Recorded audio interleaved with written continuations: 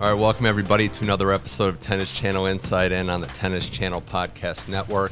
Mitch Michals from the Santa Monica studios, joined again as we get into the hardcourt season in the North American part of the region. Clay court events still happening. Jimmy Arias joining the show. First time we're going to do this on camera, but good to sit down with you before you call some matches in Atlanta. Thanks for coming back on the show. My pleasure. And which camera is it? That you're looking at the you're looking at the ISO right there. I'm going to look at you if that's okay. Even better, even better. Okay. I was doing some research on this part of the year, and it didn't seem like you had the most success in the few matches you played in these cities. I looked Atlanta up, and it was Todd Martin, a tough loss there, and it was Andres Gomez. But I bring up Gomez because yesterday I saw in the tennis history thing was the anniversary of you beating him in Indy to win your clay court title. Well, you're really digging deep, first of all. Second of all, I'm going to give you my excuses for Atlanta because they are kind of interesting. Yeah. I had wrist surgery in the year I lost to Todd Martin, and Atlanta was my first tournament back, and I still wasn't at 100%. Not to say that I would have beaten Todd anyway at that particular point in time. He was playing pretty well, and I wasn't anyway, but that made it particularly difficult. And then in the Gomez match the next year, this is the part that's really crazy on my part and kind of why I retired when I retired. So because my ranking had dropped, the way I didn't have a protected ranking because I was an idiot, basically. I didn't play after the U.S. Open in 91 because my wrist was hurting. Mm-hmm. I decide I'm going to try Australia. So I go play Australia. I lose first round. My wrist is hurting. I play one more tournament in Memphis, lose first round to someone I didn't think I should ever lose to in a million years. And blamed the wrist, went to the doctor, and had wrist surgery. So I played two tournaments in that. Missed 4 months, played two tournaments, missed another 4 months. No protected ranking. So I'm having to play qualies all the time. Right. And it just so happened that every time I qualified, I would play the Monday night feature match. Not someone they gave the wild card to. I didn't get a wild card, but me who qualified. Yeah. And that would make me angry every time. And the match against Gomez was probably the fourth time it had happened in this, in the trying to make a comeback. And I actually went to the tournament when I saw the schedule, and I go, I'm not playing. Give the guy you gave a wild card, play him Monday night. I'm not playing Monday. Yeah. And they go, well, that's what the schedule is, and you can either show up or not. And I swear to you, I debated right up until the minute whether or not I'm going to go play the match. That's how bitter I was, and it was a horrible attitude to have. So it definitely lent to, because as soon as I started not doing well against Gomez, I was thinking I should have just defaulted. Hey, that's why you're one of the best storytellers in tennis, because there's a backstory to all this. And I brought that up because, Hamburg's another one. I checked the archives. You only had one match there. Nystrom got you. Yeah. But I went into history. It snowed. Really? It snowed that day. Wow. Yes. I was going to say that was another hilarious story. I've got too many stories every single tournament, because that tournament I lost to Nystrom 6-1 in the third. Okay. And I got very tired even though it was snowing. Yeah. And one of the players said to me, you lost that match because you're out of shape. I bet you can't do 25 sit-ups. And I go, of course I can do 25 sit-ups. But I just finished the match. And on about sit-up number 12, I cramped. So it looked like hilarious. He proved his point. That's hilarious. I looked at the head-to-head, and you guys played in a Grand Prix that had like a 16-14 third set. That one was a tough one, too. But, I mean... And I also got him in 5 sets at the Open. You did. So that was you got him the next year in 83 at the Open. But a third set match, Grand Prix was different, but just how much tennis has changed. You're playing a best of 3 that's going 16-14. Not even a final. No, that was rough. I remember that match again. The guy never missed, so I was exhausted again. Well, the stories are one of the reasons we like to have you on here, and especially with this part of the tennis calendar where we're starting the slow road to the U.S. Open, but there's still events worldwide. 6 different tournaments, the double in Hamburg for the men and the women, but everyone else is pretty spaced out. And just judging by your career and what players today are weighing, obviously there's money reasons too, but figuring out your schedule now, when you were at this point in your career, was it more so where am I comfortable? How can I build bad habits? Or were you just someone that said, I'm trying to play hardcourt and getting ready for that U.S. Open push? No, I was actually, I think partly because of the way the rankings were. Back when I played, especially when I started, it was an average system.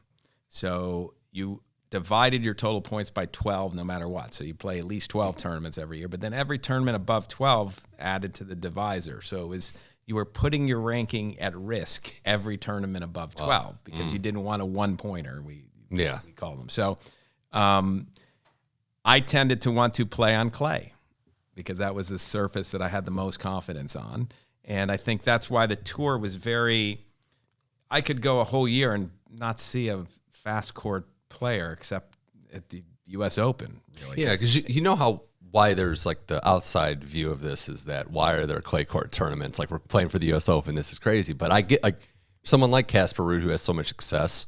Why would you play on hard court if there's opportunities to play and win in other surfaces that you're better at? What's funny is for Casper Ruud, I would make the argument that he should be on hard court because defending. He's got finals of the U.S. Open and he's learned to play well on the hard court. So you might as well get yourself as ready as you can for that tournament. But you can correct me, I don't know. But last year when he made that run to the finals, I think he did the same schedule. He was still doing this. He had a decent run in Canada. I think he beat Felix, and he did. That kind of was like, that kind of opened the door. But it was still But he was coming from clay. Yes. He hadn't had much hard court work until Canada. So obviously, you can do it that way. And winning matches is the most important thing to me. When you're winning matches, you have confidence and you can keep winning regardless of what surface you're playing. Well, there's some great matches all around the globe last week and into this week. And I want to start with, you called his match last night in Atlanta. Chris Eubanks back in the States, back on the tennis court for the first time since that dream run at Wimbledon to the quarterfinals.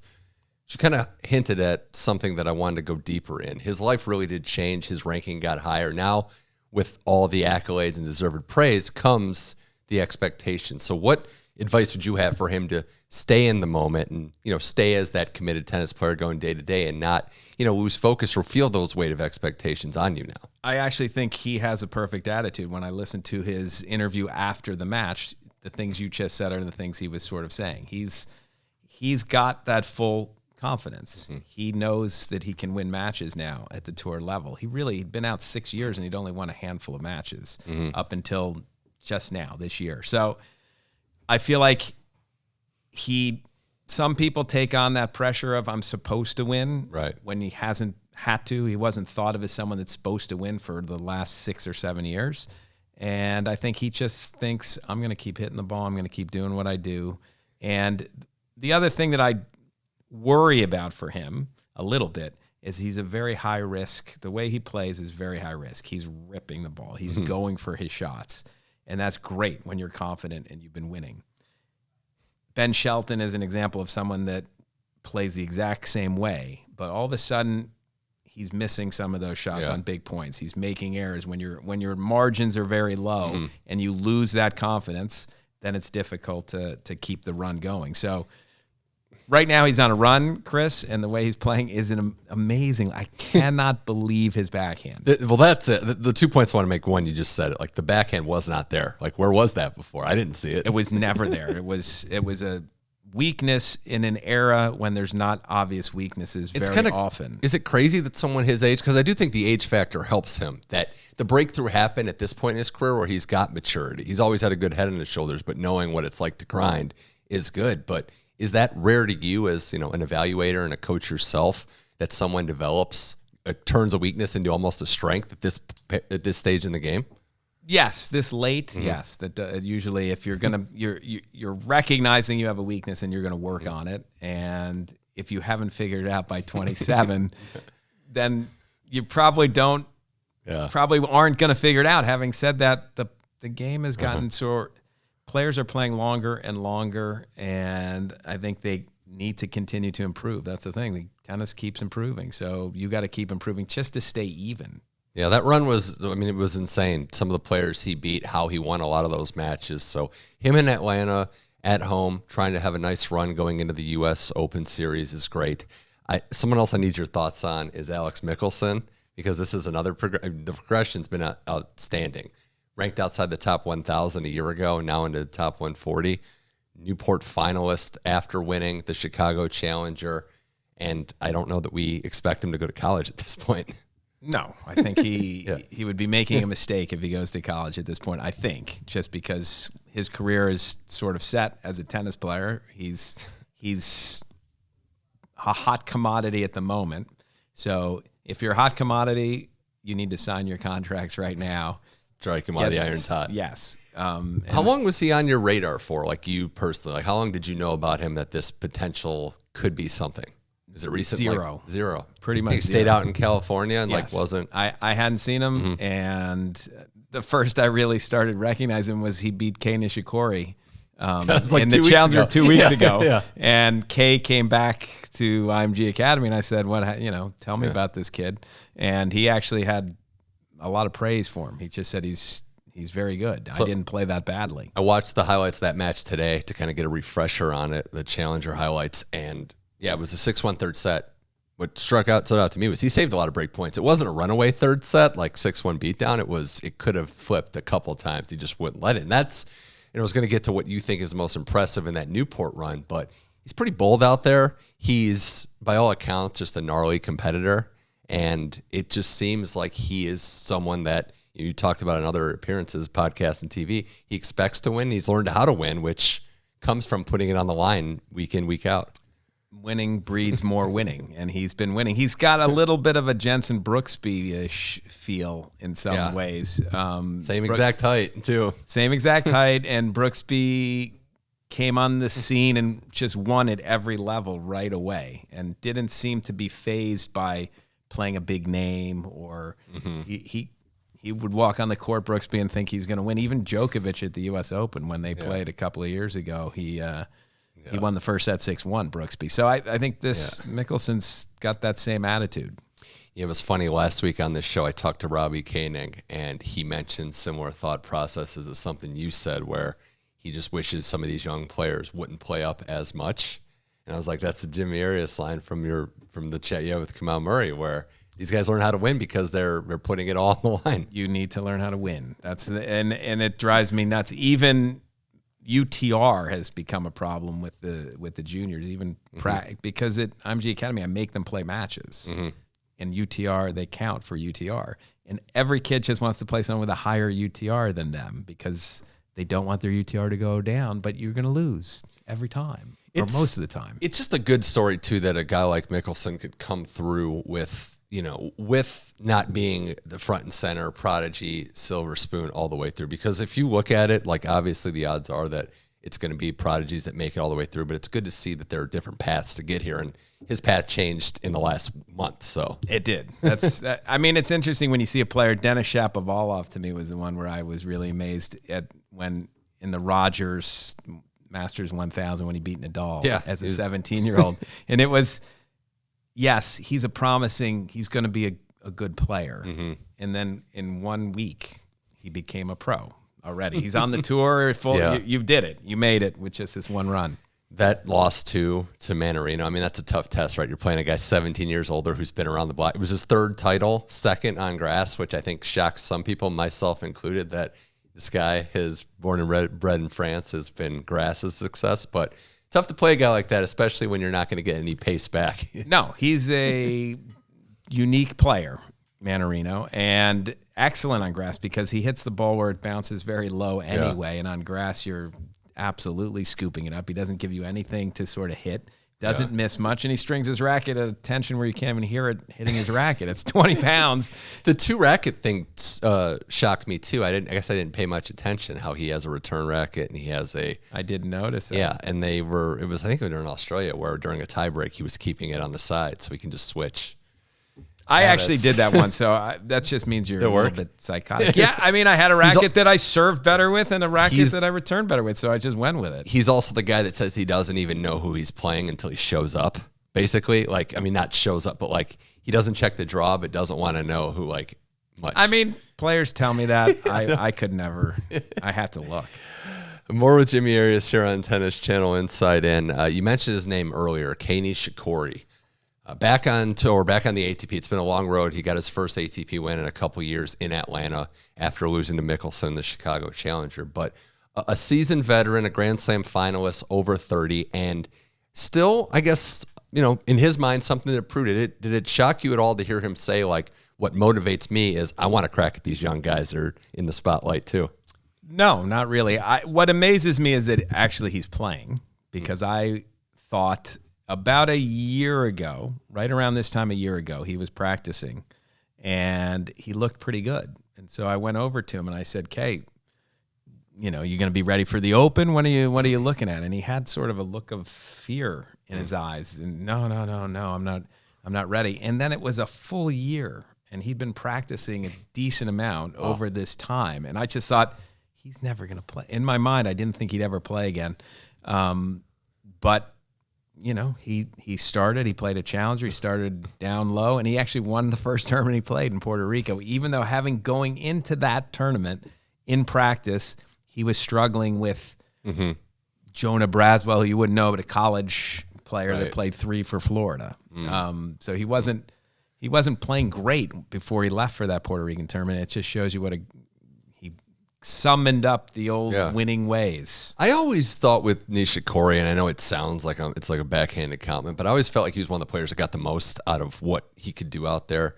And if you look back, even in hindsight, some of his major runs to semis, the final run, but he beat players that you would say have more physical gifts, and then ended up he beat Stan one year at the Open where he went on to his run after. But I feel like Nishikori has always been process oriented, and you know, he wasn't going to come back unless this was a possibility to be in it for the long haul. Yes, I think that's absolutely true. And I think he's going to be ready to play, and I'm going to be interested to see how he does against those young bucks. He's obviously got more to his game than you think, and the reason I say that is early in his career, when he was very young, he played Nadal, and Nadal said, this guy's going to be top 5 in the world. I think I remember that. And Nadal was, you know, right. He got the 4 in the world. So he takes the ball early. He's very quick, and you know he does things well. Well, one of those the young guy that he was most circling like everyone is Carlos Alcaraz. His decision to play the Hopman Cup, did that startle you at all? Was it shocking to see him back on court 4 days after winning the Wimbledon title? Yes, I mean, I just thought like players, like especially in your era, the form that they would be in 4 days after winning Wimbledon, would they be in any condition to play a match? Probably not. I mean, you wouldn't be looking forward to competing that next week, certainly. But look, he's before the Wimbledon final, a couple people asked me, and I said, and this maybe sounds crazy, but he at his best level is better than anybody else. He's better than Djokovic. Djokovic can't get to the level. Are we saying historically? Is this the best level you've seen, or right now? This is the best level I've seen. Him at his best.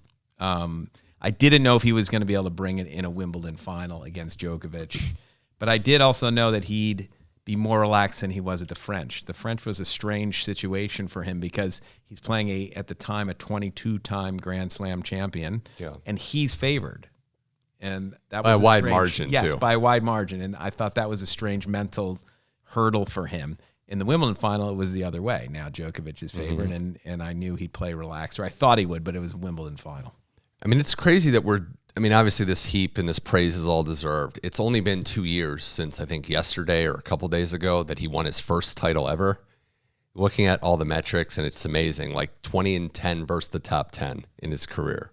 Startling numbers there. And the fact that he has gotten to these metrics, like we can project what's in store. He's ahead of the charge where Rafa, Djokovic, and Federer were. Is he? In terms of Federer, yeah, because Federer didn't win right away. He won his first slam before all but Nadal. And having 2 on different surfaces is something Nadal didn't have until that point, even Djokovic too. So that's where I say he's slightly ahead. There's a lot of work left to do, but that's where winning breeds winning. And the other point I wanted to bring up was you don't have to lose before you know how to win.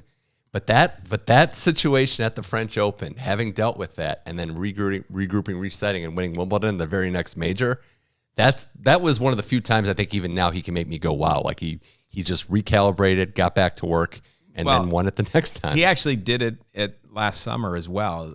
You might not remember, but in Canada, he was the top seed in a Masters 1000 for the first time. Yeah. And he lost to Tommy Paul. And after the match, he said, I wasn't prepared to be the favorite to win a Masters 1000. It just, I felt sort of this weird pressure.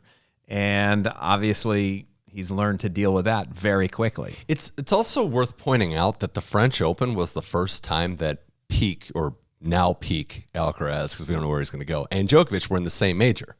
So maybe it's the first time dealing with him being there, and it's like, wow, this is a showdown, which Again, 22-time major winner, and you're supposed to win, and you've won one major when going into the French. I think mentally that wasn't easy for Alcaraz. And Alcaraz actually was so much more impressive on that road to the semis at the French. He he had a tougher draw and was dominating his opponents. And Djokovic, was winning, but it wasn't quite as impressive. Are you shocked? I know I keep saying shocked, but I'm not surprised that Djokovic pulled out of Canada. Fatigue, whatever you want to call it. I think it's more indicative of he's handling his schedule, he's managing his schedule to peak at majors. And that's all that matters. And playing Cincinnati and Toronto is, for lack of a better term, a young man's game. Yes, it is. So I'm not surprised that Toronto's the one that falls by the wayside simply because why come on? Yeah, he's got to come a week early and then go somewhere in the States. So it makes sense that he's going to. He said that. I mean, this is even before Alcaraz was a thing. Like I remember when Bautista Agut beat him in Miami like years ago, like 4 or 5, and he said, "Look, props to RBA, but like the goal's Grand Slams now." Like that's what he just said. That. I mean, he's pretty forthright when he wants to be, and I thought that was pretty straightforward. Nadal's won Canada a bunch and then skipped Cincinnati the following week, but it is a lot of tennis, and he's. I think this is actually going to be good, Jimmy, that he has someone that he has a new threat emerging, and he can study him. And I agree with you that maybe Alcaraz's peak is a little higher, but it's still the crafty veteran who's done literally everything there is to do in the sport. No. It's hard. That's why I said it's sort of strange for me to say that the greatest player of all time's peak isn't as good as this kid who's 20 years old, but. You watch Alcaraz, and I don't know how he's done it so quickly. He's sort of taken the big three and combined all their strengths and put them into himself. He has sort of the offensive weapons of Federer. He's got the heart of Nadal from what we've seen. I mean, how does he serve out the final game at Wimbledon with playing Djokovic and Djokovic he made every first serve, and Djokovic only missed one return, and it still didn't faze him in any way. I mean, how do you do that? It's amazing. Djokovic wasn't wrong when he said he returned well in that last game. He did. Alcaraz playing the cleanest set of his tournament in the 5th set of a Wimbledon final. Yeah. It's insane. It's a special kid because he puts it all together. Raw gifts, the mentality, the ability to stay positive from Nadal. Yeah, he's got Nadal's mentality. He's got Djokovic's defensive skills and Federer's offensive skills. So good luck figuring out how to beat him. But what he doesn't have, to me, which is kind of interesting, is he doesn't have the other two guys. I know that Sinner and Rune, and obviously Djokovic is still around, but I don't know for how long. I'm talking now about can he get to 22, 23? To push him and keep him engaged. Because Yes. I definitely did it for the other 3. It did. All the other 3 were knocked off of number 1 and then got back to the top. And they wouldn't have played because they're all trying to be the greatest of all time, so they just kept pushing each other. I wanted to segue into talking about Medvedev because he was that hardcourt run from, post-Australia through. I mean, it was just remarkable, the tournament runs, and I know he lost to Alcaraz in there, but he's also following a U.S. Open run last year that wasn't good for him. So what do you think is the key for him or this time of the year for him to kind of build on the earlier hardcourt success? I mean, he has a game that 99.9% of the players can't deal with, and that is he serves big and he gets through his service games pretty quickly, and then he's very long and makes every return, and so he makes you work for every one of your service games, and at about 4-all or 5-all, it seems as though players crack. They get tired of that, have to fight for every game on their serve, and then in 2 seconds, they're doing it again. The problem for him is if he plays a serve and volleyer, so Nick Kyrgios is the guy who... Well, that's what happened twice last year. It happened twice last year.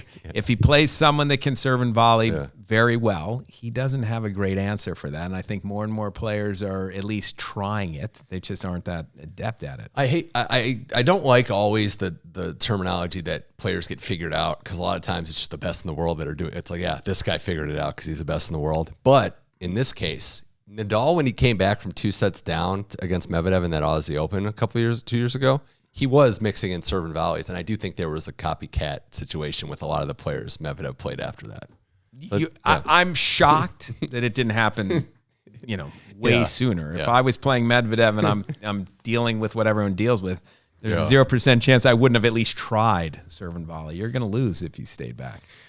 which other players, I know we can throw other names quickly, but which other players do you think can be a factor in this hard court run? Obviously, Djokovic, Alcaraz, and there's guys that people think of, Sinner, Holger, Andre Rublev when he does switch to hard court, maybe. Any other names out there? Francis Tiafoe. I mean, he had a great Tommy Paul. I mean, we got to throw some American love in there as well. I think the American players are very flashy. Well, Fritz is one that I feel like should, I don't know, it was a disappointing run for a lot of Americans at Wimbledon. His game seems like on a fast court, he should be right near the top of all these predictions. Agree. He's one of the other guys. It's just, even you saw me sort of snicker maybe when you said Rublev, and the only reason I snickered is because as good as he is and as great as he is, when it gets to the major, he tends to get tight. Mm-hmm. Doesn't get through that big name. He hasn't really had a huge upset at a major yet. Yeah. No, it's a fair point to make. And before we wrap this up here on Tennis Channel Insight, and I wanted some thoughts on the women's game and where we're going. You got Iga playing her home tournament in Poland. The other top players will start to take over the North American hard court events. But in the case of Ons Jabeur not playing in Canada, Iga had her loss. Sabalenka lost a tough one in Wimbledon. The idea of, scar tissue at these big events. Now Ons 0-3 in major finals. You live that pro tennis life as well as anyone. How real of a thing is that when you are close to the mountain and you have a brutal loss to just pick up, keep going, and try to put your head down and play? I mean, it's real partly because she's going to hear it from the press a lot of the time. So at the end, I was 5-3 in finals, my first 8 finals on tour, and I ended up something like 5-12 and as I was losing, as soon as I'd make a final, it would be the first question by the time I'd lost 4 in a row or 5 in a row. So obviously that's going to be something that's foremost on her mind, and it's going to be difficult to overcome. Yeah, for her especially, because some of the names I mentioned, like even Sabalenka, who's had the last 2 Grand Slam losses have been brutal, but she does have that major. Yes. Iga's won a bunch. Ons doesn't have one. Right. That's when you haven't won one, you don't know if you can. And the fact it doesn't add any help to you when the press is saying, you think you can get it this time? The Sabalenka thing with the serve is it's just fascinating to me. How a player that powerful can still just bottom out at times in huge moments. But it's amazing to me that she's gotten somewhat over it. Yeah. I mean, compared to what it was. Yeah. If you remember a year and a half 400 ago, double faults in a season, she was a top 10 player. Like, that's kind of crazy. It's impossible, really, what she was able to do. So the fact that she's, going to cut those double faults by 60%. I guess the other thing that I wanted to put a bow on is the Iga, the losses Svitolina, not her best match, made a lot of return errors. It happens. Wimbledon's her toughest surface. But I guess I didn't realize how demonstrative she can be. And I'm not saying this like a negative thing necessarily, but she's pretty pissed out there. I guess I didn't know that. Look, from my standpoint, I don't think she's been great for women's tennis because she wears her hat so low that you can't even see her face or her eyes during a match. And so you don't get a connection as much as you could. So I don't mind her getting angry in some ways because I want to see her personality, and then you can decide. Yeah, and I think this could be a good thing. And it's nice to see her getting pushed this year, too. Another great thing that some women are emerging. Last thing on the women before we put a bow on everything. Do you have any, feedback you'd want to offer to Coco Gauff's forehand? Because that's like the talk of tennis right now.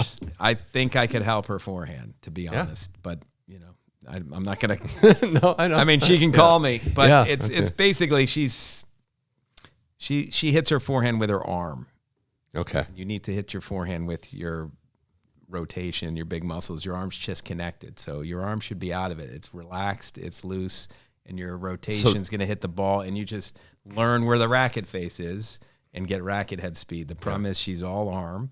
And now it's going to be difficult because now it's mental too. She hears about it all the time. So there's a combination of things that's making it more difficult. Yeah. Hearing it's technical and hearing that there's experts out there that could work on this is a positive for me. We hope that gets fixed up. I want 2 quick things to wrap it up here. Jimmy Arias on Tennis Channel Insight. And one being, I want to throw a name at you because a couple weeks ago, Lindsay Davenport on this show talking about American tennis. Same thing with the guys. When's it going to be? And I have a name, and I want your thoughts because he's in the junior rankings pretty high. Is Darwin Blanche the real deal? She mentioned him. She's like, that kid has Grand Slam champion ability. The problem I have is I haven't seen him much. Okay. There's 2 other Blanches at play. Yes.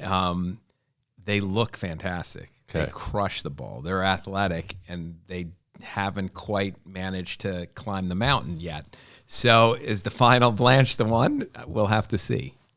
Yeah, the crop is what I think we were all looking for. It's tough to put all the expectations on one guy, one kid. But from your perspective, the outlook with the IMG job becoming this generation's Nick Bollettieri, what's it look like for you? Like, is this crop a promising one that we're seeing, for the next generation coming up? For Americans? For Americans, I mean, yes, I think Ethan Quinn, I think Michelsen both show promise. I think American tennis is back rising. Mm-hmm. Obviously, it's not where it was when it was kind of 2 countries. It was U.S. and Australia. Yeah. They dominated everything, and occasionally there'd be someone else from another country. Mm-hmm. But it's never going to get back to that. The competition's too great. But I think Americans are starting to play very well. We got 2 in the top 10. No, it's great. It's great to see. We're being factors. Americans are big factors late in the Grand Slam tournaments. It's huge. Jimmy Arias, this was fun. Do have one more thing. We're going to try to go to the video for this one. Oh, geez. Good. Yeah, no, you definitely need the sound in that video. That was in Montreal last year. I had a golf tournament coming 2 days after I was going to get back home, and I hadn't hit a golf ball in a long time. So the guy that's filming this is Jesse Levine. Yeah, shout out to him for that. And I'm fairly certain he knew it was going to happen because I was just chipping there like you're supposed to. Right. It was a chipping area. And I told him, I got a tournament. I'm going to take a full swing. And he goes, I'll video it. He wasn't videoing when I was chipping. So that's why I felt like that was a setup. Shout out to Jesse Levine for doing it. Was that supposed to be a flop shot? No, I was just taking because it was a kind of a wiffle ball, okay. And there was a curtain. I knew it couldn't hurt anybody. Well, we're lucky you weren't hurt. I know that the best part of the video that we've all seen a bunch was you putting your hand up trying to thinking for a minute, maybe it won't go down. Perfect. I was wrong. Well, Jimmy Arias, always a pleasure. Story time is the best with you. Great analysis on Tennis Channel calling matches. Good luck going forward into the U.S. Open Series in the broadcast booth and beyond. Thank you, Mitch. Be good.